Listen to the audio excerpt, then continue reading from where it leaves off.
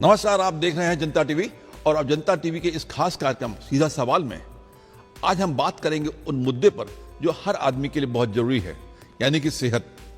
सेहत के लिए इसलिए जरूरी है क्योंकि आज की दौड़ भाग और आपाधापी में जीवन में हर आदमी को तरह तरह की बीमारियां लगती हैं और बीमारियों का इलाज एक चिकित्सा विश्वविद्यालय में होता है, चिकित्सालय में होता है। हम उस शख्सियत से बात करेंगे जिनके पिताजी पद्मश्री रहे और पद्मश्री होने के साथ ही साथ उन्होंने ऐसी तमाम औषधियाँ खोजी जिनको उनको लगातार याद किया जाता रहता है। उन्होंने एक गर्भ निरोधक दवा भी सहेली खेली जिसके लिए उनके बहुत चर्चा में रहे थे। उनकी बेटी सोनिया नित्यानंद जी इस समय KGMU king George medical college, जो कि भारत में टॉप 10 यूनिवर्सिटीज में आता है, मेडिकल यूनिवर्सिटीज में आता है और उसकी बड़ी प्रसिद्धि है, उसकी VC हैं। नित्या का स्वागत है, नमस्कार। और आज से आपका मैं पहला सवाल यही है जो ये कि जो आज की जो चेंजेस आ रहे हैं सोसाइटी में, उसको किस प्रकार की बीमारियां ज़्यादा आ रही हैं और उससे निपटने के लिए क्या क्या तैयारियां होती हैं? आजकल जो बढ़ती जा रही हैं वो लाइफस्टाइल रिलेटेड बीमारियां हैं, जो मोटापन से, एक्सेस अल्कोहल से, एक्सेस स्मोकिंग से, एक्सेसिव वेट गेन से कई बीमारियां होती हैं, जैसे कि हाइपरटेंशन है, दिल में हार्ट अटैक पड़ना है, स्ट्रोक है, डायबिटीज़ है। ये सारी बीमारियां प्रिवेंटेबल हैं, पर चूंकि लाइफस्टाइल मॉडिफिकेशन नहीं हो पा रही है लोगों से और बल्कि और लाइफस्टाइल बिगड़ता ही जा रहा है, तो ये बीमारियां बढ़ती जा रही हैं। एक तो आपने कहा लाइफस्टाइल चेंज हो गई। लाइफस्टाइल चेंज करने के लिए सबसे बड़ा संकट जो पैदा किया है मोबाइल ने, जो आपकी हालांकि टेक्निक है जिसका इस्तेमाल करना बहुत आवश्यक है, बहुत जरूरी है, लेकिन ये जीवन में कितना प्रभाव डाल रहा है, मतलब जो बॉडी की सिस्टम को खराब करने में कितना? मोबाइल्स की, जैसे आपने बताया, अपनी अहमियत भी है। उससे लाइफ पूरी कम्युनिकेशन, क्या अब एक वर्ल्ड, एक जो पूरा वर्ल्ड अलग अलग कंट्रीज थी अब एक कंट्री मान के चलिए, बट इससे नुकसान भी बहुत हुआ है। जो ओवर यूज से जब आदमी मोबाइल पे चिपक जाता है तो वो एक जगह बैठा रहता है, वो अपनी सराउंडिंग्स को भूल जाता है, उसकी लाइफस्टाइल एक सेडेंट्री हो जाती है, उसके आँखों पे बहुत स्ट्रेन पड़ता है। वो आगे चल के इसकी और भी क्या खराबियां हैं, जैसे अब कुछ स्टडीज़ आ रही हैं कि इससे ब्रेन ट्यूमर्स भी कि इंसिडेंस बढ़ सकते हैं। देखिए, और देखते हैं कि आजकल छोटे बच्चे होते हैं, माँ बाप अपने टाइम सेव करने के लिए खाना मान लेते, खाना बना रही है माता जी और बच्चा रो रहा है तो उसको मोबाइल पकड़ा देती, छोटा सा बच्चा है, तो बच्चे के जो जीवन के पनपने के सिस्टम होते हैं, है ना, उनमें काफ़ी बदलाव देखे जा रहे हैं।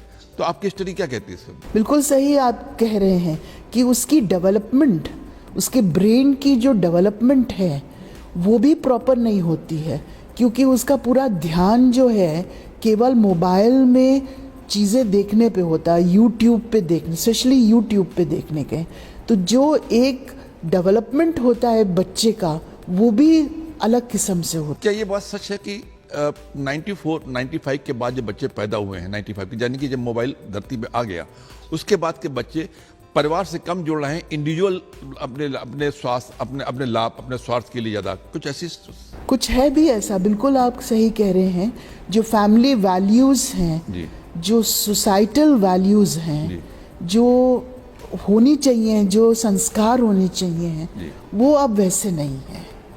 तो इस पे बहुत जल्दी हम लोग को कुछ ना कुछ, पेरेंट्स को बच्चों के लिए कुछ ना कुछ तो रोक रखनी पड़ेगी कि भाई ठीक है, आपको मोबाइल देखना है, कंप्यूटर पर बैठना है, तो इतने आप इस समय के बाद बैठ सकते हैं। जो शोध है, जो इन्वेस्टिगेशंस हैं, जो रिसर्च है, वो किस प्रकार की रिसर्च हो रही है जो बेहतर हेल्थ आदमी को दे सकती है? ठीक है, तो आजकल जो रिसर्च है हेल्थ में, उसमें एक मेजर फोकस प्रिवेंटिव रिसर्च पे होना चाहिए, प्रिवेंटिव हेल्थ पे।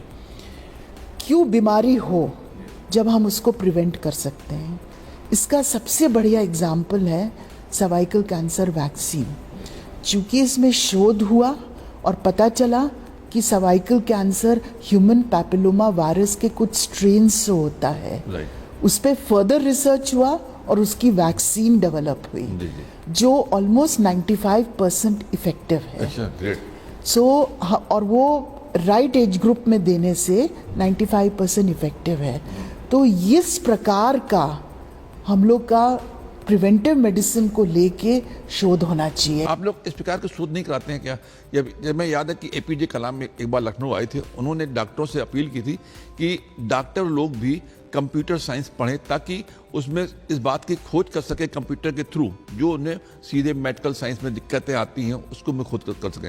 इस प्रकार का कुछ है सिस्टम? आर्टिफिशियल इंटेलिजेंस, आपने इसका नाम सुना होगा। इसका सबसे बड़ा indication, one of the biggest indication जो है वो हेल्थ में है। हमारे पास लार्ज स्केल डेटा होता है, स्पेशली इन इंस्टीट्यूट्स में, आरएमएल में, किंग जॉर्जेस मेडिकल यूनिवर्सिटी में, जहाँ पेशेंट्स बहुत आते हैं। लार्ज स्केल डेटा को हैंडल करना मुश्किल अपने आप ही होता है, और उसमें से फिर निष्कर्ष निकालने वो और भी मुश्किल होते हैं। तो अगर वो डेटा हम आर्टिफिशियल इंटेलिजेंस के दौरान एनालाइज करें तो बहुत अच्छा उसका महत्वपूर्ण नतीजा निकलता है। फॉर एग्जाम्पल, अगर हम एक्सरेज जो टीबी पेशेंट्स के हैं, यहाँ तो आए दिन टीबी पेशेंट्स आते हैं, उनके एक्सरेज अगर हम आर्टिफिशियल इंटेलिजेंस में फीड कर दें तो अब आर्टिफिशियल इंटेलिजेंस ये देख लेता है कि इन एक्सरेज में क्या क्या फाइंडिंग्स हैं 10,000 20,000 टीबी पेशेंट्स के। अब जब आपने एक अननोन एक्सरे उसमें फीड करा तो वो आपको इंडिकेशन दे देगा कि ये एक्सरे हो सकता है टीबी पेशेंट का हो। तो एक जो आप computer based, digital based technology की बात कर रहे हैं, उसका बहुत इम्प्लीकेशन है हेल्थ केयर में, for example in artificial intelligence. दूसरा मैं आपको एग्जाम्पल देना चाहूँगी जिसे हम वर्चुअल रियलिटी कहते हैं। आज सर्जन को एक ब्रेन ट्यूमर निकालना है, ठीक है, तो उसको वो तो एक सीटी स्कैन जो है बाई डायमेंशनल 2 डायमेंशनल है, उसमें देख लेता है कि यहाँ पे ब्रेन ट्यूमर पड़ा हुआ है। बट वर्चुअल रियलिटी में एक 3 dimensional picture using digital platforms बन सकती है कि ये ट्यूमर यहाँ पड़ा हुआ है, इतनी डेप्थ पे, इसके चारों तरफ क्या ब्लड वेसल्स हैं, क्या नर्व्स हैं, क्या स्ट्रक्चर्स हैं, वो देख लेता है। और सर्जरी के पहले ही अपना अप्रोच प्लान कर लेता है कि मुझे ऐसे अप्रोच करना है ट्यूमर को निकालने के लिए। इसे वर्चुअल रियलिटी कहते हैं। यानी कि उसने अभी खोला नहीं है ब्रेन, बट उसको थ्रू डिजिटल टेक्नोलॉजी पता चल गया है कि जब मैं खोलूंगा ये सब मुझे देखने को पता चलेगा। तो उस समय निर्णय लेने के पहले उसने 1 दिन 2 दिन पहले ही अपना अप्रोच टू सर्जरी प्लान कर लिया है।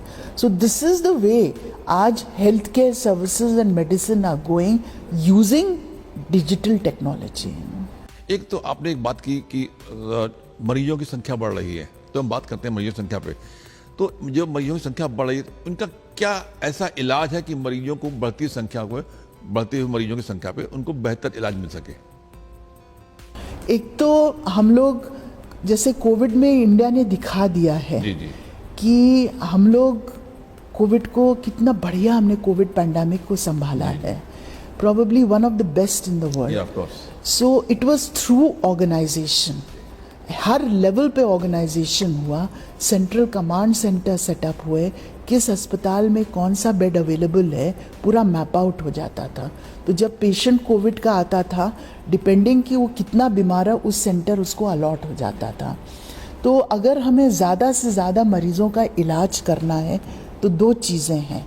हम लोग अपना पूरा सिस्टम ऑगमेंट करें कि हर मरीज़ को केजीएमयू आने की ज़रूरत नहीं है। कितने मरीज़ हैं जो secondary health centres and primary health centres में ट्रीट हो सकते हैं, 1 2। तो इससे अगर वहाँ भी पेशेंट्स अकोमोडेट होंगे primary health centres and secondary health centres में, तो आप देखिए burden of patients ease out हो जाएगा। सब हेल्थ सेंटर्स पेशेंट्स को मैनेज कर रहे हैं। दूसरा है टेलीमेडिसिन फैसिलिटी से, अगर मानिए किसी पेशेंट पे कोई क्वेरी है तो टेलीमेडिसिन फैसिलिटीज। ये टेलीमेडिसिन आपने अच्छा वर्ड यूज किया है, ये यूपी में इम्प्लीमेंटेड है टेलीमेडिसिन?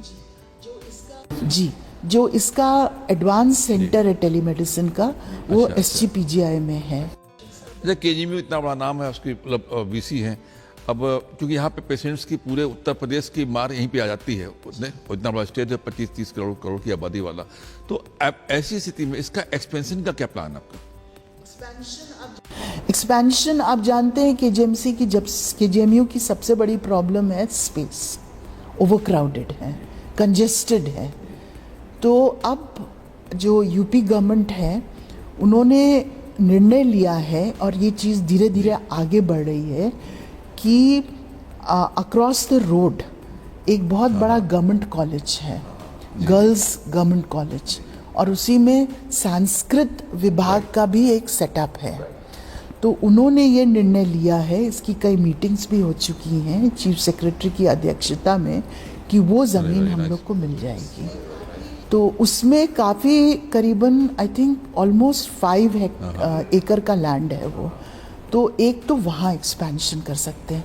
जो मेरा प्लान है वहाँ पे एक पूरा, बिकॉज बेड्स की काफ़ी शॉर्टेज है, और कई वार्ड्स यहाँ पे बहुत ही जिसे कहते हैं ना डिलैपिटेटेड हैं, काफ़ी पुराने हो गए हैं, और पेशेंट्स के लिए बहुत अच्छे नहीं हैं।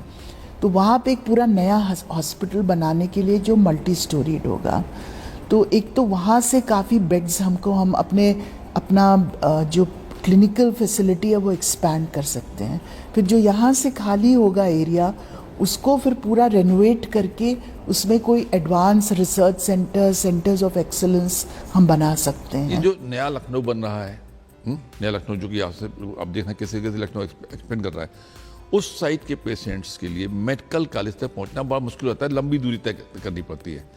हालांकि पीजीआई बीच में पड़ता है, लेकिन पीजीआई हर आदमी के लिए नहीं अप्रोचेबल होता है, वो चूँकि शोध संस्थान है अपने आप में। तो इस प्रकार का कोई मेडिकल कॉलेज का एक पार्ट जो नए लखनऊ में कहीं एक ब्रांचेस खोलने की कोई स्कीम है क्या?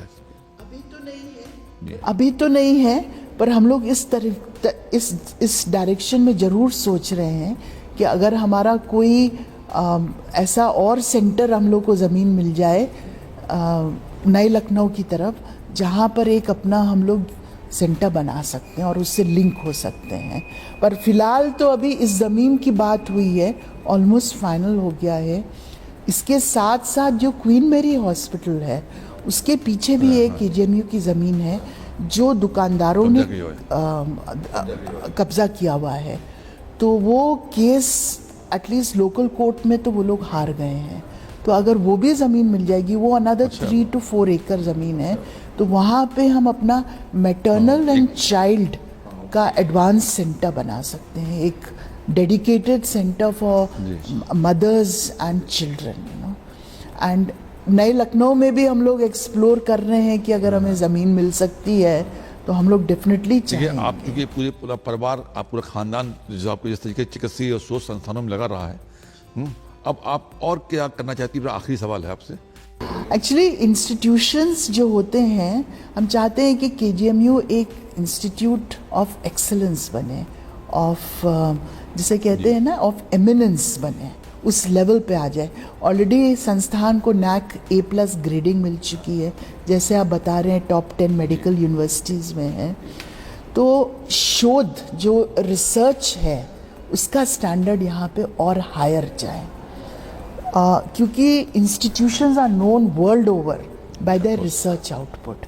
सो अब वो उस लेवल पे आ गया। देखिए टीचिंग यहाँ एक्सेलेंट है, इसका ट्रेडिशन है, मैं भी यहाँ पढ़ी हुई हूँ, केजीएमयू का ट्रेडिशन है एक्सेलेंट टीचिंग।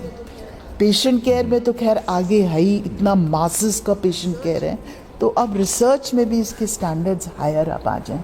तो उसके लिए जो मेरी प्रयास है कि जितनी, देखिए हमारे क्या हैंड्स क्या है, फैकल्टी है, तो हमारी प्रयास है कि फैकल्टी एक्स्ट्रा म्यूरल ग्रांट्स लेके आए, हम लोग के रिसर्च कोलैबोरेशंस हों विद इंस्टीट्यूट्स जो यहाँ पे फेमस हैं कंट्री में for research, with international institutes हमारी फॉरेन कोलैबोरेशंस हों, एक्स्ट्रा म्यूरल ग्रांट्स आए, हम लोग रिसर्च कंसोर्शियम्स बनाएं जो डिजीज़ेस ऑफ नेशनल इम्पोर्टेंस हैं, जैसे टीबी है, डेंगू है, जो अराउंड दैट लोग एक ग्रुप्स बना के रिसर्च करें। एंड प्लस जैसे मैंने बताया, एक और इम्पॉर्टेंट फोकस है community health programmes and preventive medicine, उसमें शोध करें। आपकी जो उम्मीदें हैं, आपकी जो आपकी सोच है, भगवान करे आपको पूरा हो। नमस्कार, थैंक यू। थैंक यू, धन्यवाद।